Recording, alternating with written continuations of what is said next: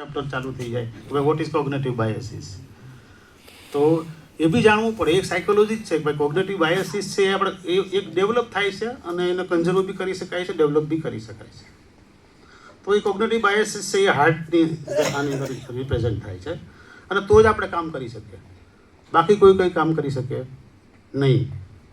બાબા સાહેબે 14 ઓક્ટોબર 1956 બૌદ્ધ ધર્મ સ્વીકાર્યો, પોતાના માટે નહીં, આપણા માટે. અત્યારે આપણે ક્યાં ઊભા છીએ એ આ પ્રોકાસ્ટિનેટિંગની જે વાત છે એની સાથે ડાયરેક્ટલી કનેક્ટ છે. હવે એને હું સમાજમાં કઈ રીતે જોડી શકું, કઈ સમાજમાં વાસ્તવમાં ફંક્શન કઈ રીતે થતું હોય છે. તો જે હેડ છે એની જગ્યાએ હું એવો એક માસ બતાવી શકું કે ભાઈ ઇન્ટેલેક્ચ્યુઅલ વર્ગ. ઇન્ટેલેક્ચ્યુઅલ વર્ગ છે કોઈ પણ સમાજનું હેડ હોય. અને જ્યારે ઇન્ટેલેક્ચ્યુઅલ વર્ગ છે એની અંદર જ જ્યાં સુધી આ વાત ઉપર એકમતી નથી, અથવા તો જેને કહેવાય કે મુદ્દા પર સહમતિ છે ખરી બાહ્ય દેખાવ પૂરતી, પણ અંદરથી આપણે એમાં હજુ એક્સેપ્ટન્સ કર્યું નથી, ત્યાં સુધી જે આપણું હાર્ટ એટલે કે જે આપણી વર્કિંગ ઇન્સ્ટિટ્યુશન છે, સંસ્થાઓ છે, સામાજિક મૂવમેન્ટ જેને આપણે કહીએ મૂવમેન્ટો છે, આ બધીમાં એની બહુ અસર જોવા નથી મળતી, અથવા તો જોવા મળે છે તો એ કોગ્નેટિવ બાયસીસને આધારે જોવા મળે છે.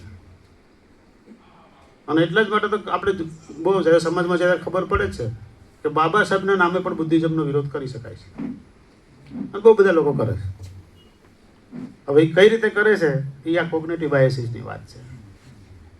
અને એ જે કોગ્નેટિવ બાયસીસ જે ડેવલપ થયું છે એની અંદર, એમાં એની પોતાનું જે જૂનું જે બેક હિસ્ટ્રી છે એની આ ઇફેક્ટ છે. અને આપણી બેક હિસ્ટ્રી કઈ છે આપણે કે બધાની કહેવાની જરૂરિયાત નથી. પછી આવે છે કે ભાઈ હેન્ડ. તો હું જોવા જાય તો હેન્ડને તો ખાસ કરીને આમ જોવા જાય તો સીધી રીતે કંઈ કરવાનું હોતું નથી. હેન્ડને તો કોઈ ગાઈડ કરે એ હેન્ડ ભાઈ કામ કરતું હોય. આપણે કહેલું વ્યક્તિની વાત કરી, પણ હેડ, હાર્ટ અને હેન્ડ. તો જે સમાજ છે એ સમાજ પોતાની જાતે કંઈ કોઈ વસ્તુ કાર્યાન્વિત કરવા માટે એક્ટિવ નહીં થતો હોતો. એની આગળ બે વસ્તુ છે.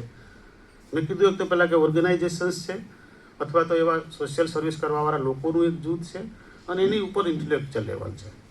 હવે આ આપણી જે સમસ્યા છે, આપણી જે પણ કંઈ અત્યારે સમસ્યા છે, ખાસ કરીને બુદ્ધિઝમ રિલેટેડ હું વાત કરું છું કે આપણે બુદ્ધને માનીએ છીએ, કદાચ દેખાવો કરીએ છીએ, માનીશું નહીં, કદાચ દેખાડો બી કરીશું, છતાં ક્યાંક ને ક્યાંક આપણે અટકી જતા હોય તો એમાં હું કોમન પબ્લિકનો કોઈ દોષ નથી જોતો. આપણે કોઈ લોકો જ એવા છે એટલે આવું ના, હું એ માનવા માટે તૈયાર નથી. એટલા માટે તૈયાર નથી કે આ જે એની ડૉક્ટર એનું જે પ્રોકાસ્ટિનેશન ન્યુરોસાયન્સની જે વાત છે એને સંદર્ભમાં વાત કરી રહ્યો છું કે જો હેડ અને હાર્ટ એટલે આપણા સંદર્ભમાં ઇન્ટેલેક્ચ્યુઅલ્સ અને આપણી જે ઓર્ગેનાઇઝેશન્સ જે બધી છે સોશિયલ સર્વિસ સાથે જોડાયેલી, અથવા તો કોઈ પણ જે સંસ્થાઓ જે ખરેખર સમાજમાં કંઈક કામ કરે છે, એ બંને જો ખરેખર પ્રોપર વેમાં કામ કરતી હોત તો મને નથી લાગતું કે આપણે હેન્ડને દોષ દેવો પડતો હોત. મોટે ભાગે આ થાય છે. ઇન્ટેલેક્ચ્યુઅલ પોતાનું ઇન્ટેલેક્ચ્યુઅલ બતાવી દે છે, બહુ બધી મોટી વાતો કરી દે છે. એમાં ખોટું નથી, વાતો તો થવી જ જોઈએ ને. વાતો નહીં થાય તો ખબર કઈ રીતે પડશે. પણ એ વાતોનું ડાયગ્નોસિસ થઈ અને પ્રોપર વેમાં જે ઇન્સ્ટિટ્યુશન પાસે જવું જોઈએ એ નથી જતું, અથવા તો જાય છે તો પણ એ ઇન્સ્ટિટ્યુશન સ્વીકારતા નથી. અને ઇન્સ્ટિટ્યુશન જે બને છે એ પોતાના જેને કહેવાય ને સેલ્ફ, પોતાનું જે કાંઈ આઈડિયોલોજી વિચાર જે ચાલે છે એમાં બાબા સાહેબને મેસ કરી દે છે, બુદ્ધને પણ મેસ કરી દે છે અને પોતાની રીતે કામ કરવાનું ચાલુ કરી દે છે. અને એના માટે તેને સમાજ ઉપરની કોઈ ઇફેક્ટ જોવા મળતી નથી. આ ડૉક્ટર એનીની જે વાત છે એના સંદર્ભમાં હું વાત કરી રહ્યો છું. સાચું કેટલું છે, ખોટું કેટલું છે, આપણે બધાએ આપણે મૂલ્યાંકન કરી શકીએ. અને આપણે તો બુદ્ધ અને બાબા સાહેબના વારસદારો જો હોઈએ તો આપણે કોઈની વાત આંખો બંધ કરીને સ્વીકારી લેવાની હોય જ નહીં. જો આપણે ક્વેશ્ચન્સ જ નહીં કરી શકીએ, જો આપણે એમાં પ્રશ્ન પૂછવાની હિંમત જ નહીં કરી શકીએ તો આપણે એના મૂળ સુધી કઈ રીતે પહોંચી શકીશું. આ એક વાત.